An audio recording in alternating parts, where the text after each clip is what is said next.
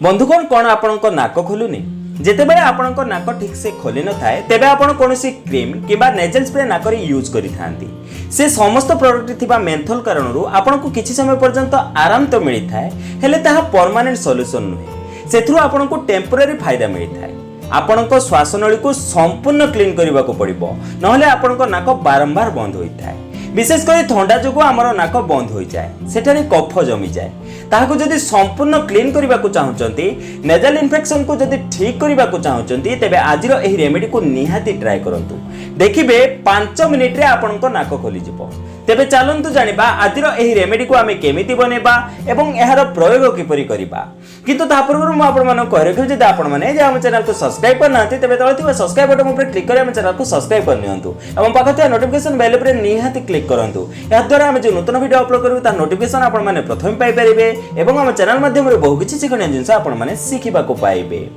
आजिर एही रेमेडी को बनिया पई आपण प्रथमे एक पात्र गैस रे बसांतु एबे सेथिरे आपण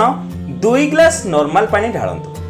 तापरे आपण सेथिरे 1 चम्मच जीरा पकांतु तापरे आपण एथिरे 4 रु 5 टी लवंग को गुंड करी पकई दियंतु एबे आपण एहाकू 3 रु 4 मिनिट बॉईल करंतु बंधुगण यार प्रयोग करने द्वारा केवल आपण नाक खोली न थाए बरं आपण छाती जमा कफ दूर हेब आपण श्वासनली खोली जीव आपण नाक बैक्टेरिया एवं जर्म्स शेष हो ब्रेथिंग डिफिकल्टीज दूर हेब मन रखु जदि छाती और नाक सब बेले कफ जमा हुए तेबे इन फ्यूचर आपण को आस्थमा भली समस्या भोगिबा पड़ पारे यार प्रयोग करने द्वारा आपण सही समस्या बंचिकी रहिबे केमिकल युक्त नेजल स्प्रे ट्राई करबा पूर्व होममेड रेमेडी ट्राई करंतु यह आपण को विभिन्न प्रकार रे फायदा पहुंचाइबो जेते बेले देखिबे यह भलो भाबे फुटिबा को लागिबो तापरे आपण यह को गैस रो ओल्हे आनंतु एवं यहर बांफ नियंतु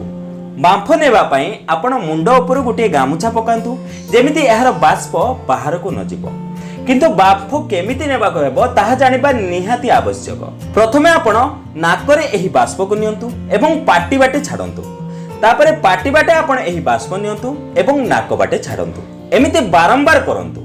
5 रु 10 मिनिट आपण एहार बांफ नियंतु एहा करिबा द्वारा आपणको नाक संपूर्ण भाबे खोली जिवो आपणको श्वासनली खोली जिवो आपणको छाती एवं नाकरे जो कफ जमा होई जाइतिला ताहा मध्ये दूर होई जिवो ता सहित आपणको फुसफुस शक्तिशाली हेबो एहाको आपण जेते थर पारिबे ट्राई करि परिबे प्रथम थर प्रयोग द्वारा आपणको एथरो अमेजिंग रिजल्ट मिलिबो यह संपूर्ण प्राकृतिक घरोई उपचार अटे एथिरो आपणको शरीर को कोनोसी प्रकार क्षति पहुंची न थाए बरं नेचुरल उपाय रे आपणको नाक खोली थाए बंद नाक को खोलिबा पई थरे याको निहाती ट्राई करी देखंतु तेबे आशा करछि आजिर एही सुंदर वीडियोटी आपनको निहाती भल लागितिबो जदि आजिर एही वीडियोटी आपनको टिके भल लागते ते गोटे लाइक करंतु एवं एमिति प्रकार वीडियो देखिया पई हम चैनल को सब्सक्राइब करंतु तेबे बंधुगण आज पई एतिकी पुणी देखाबो को नतुन सुंदर अध्याय सह धन्यवाद।